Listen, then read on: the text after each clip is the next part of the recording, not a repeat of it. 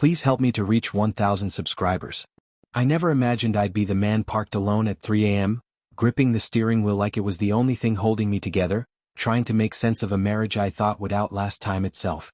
But that's exactly where I ended up, all because of one confession that changed my entire life. Before I tell you about the moment everything fell apart, let me say this. When something in your relationship feels wrong, don't ignore it. Don't talk yourself out of what your heart already knows. Instinct is honest even when the truth hurts. Emma and I shared over 20 years of history. We grew up together, really, met young, built a life from scratch, created traditions, raised two beautiful kids. To everyone else, we were the couple that proved long-term love still existed. But real love doesn't crack in an instant. It fades quietly, slowly, like water leaking under a floorboard until one day the whole room caves in. Looking back, the warning signs were there long before I noticed them. Emma had always been magnetic, the kind of person whose energy filled a room. I used to watch her and think, how did I get so lucky? But toward the end, something shifted. Her glow wasn't aimed at me anymore. The changes were subtle at first. More time on her phone. Sudden inside jokes she wouldn't explain. Work dinners she never used to attend. Every time I asked, she'd give me that gentle smile and say, "You're imagining things, Ben. I'd never hurt you." And because she never had, or so I believed, I trusted her. Then came the night everything changed. She said she was going to a farewell dinner at work. I remember sitting on the couch folding laundry when she walked downstairs wearing a navy dress she used to save for our date nights.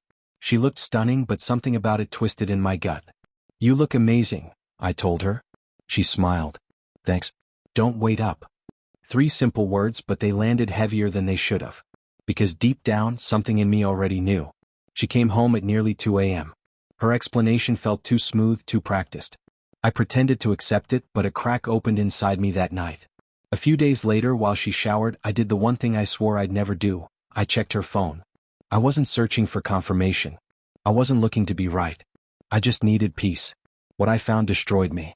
A conversation with someone named Alex. Not friendly, not harmless, but intimate.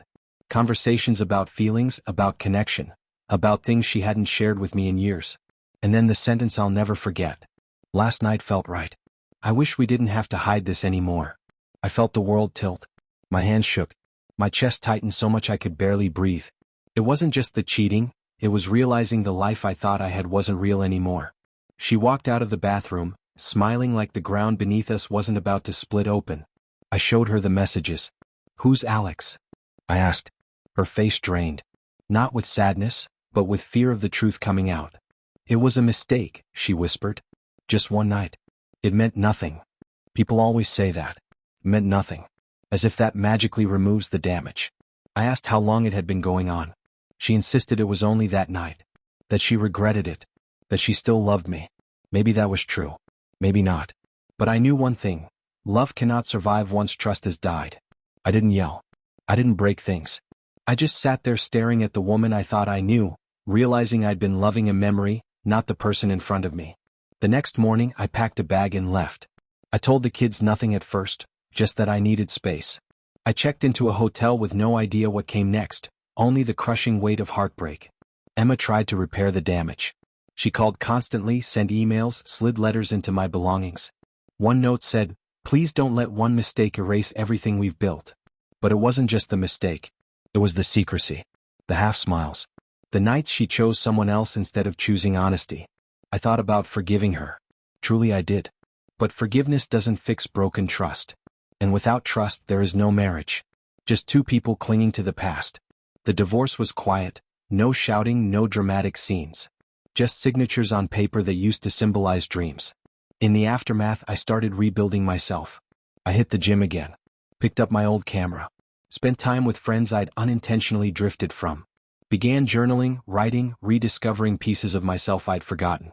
Strangely enough, heartbreak created space. Space to grow, to rebuild, to breathe.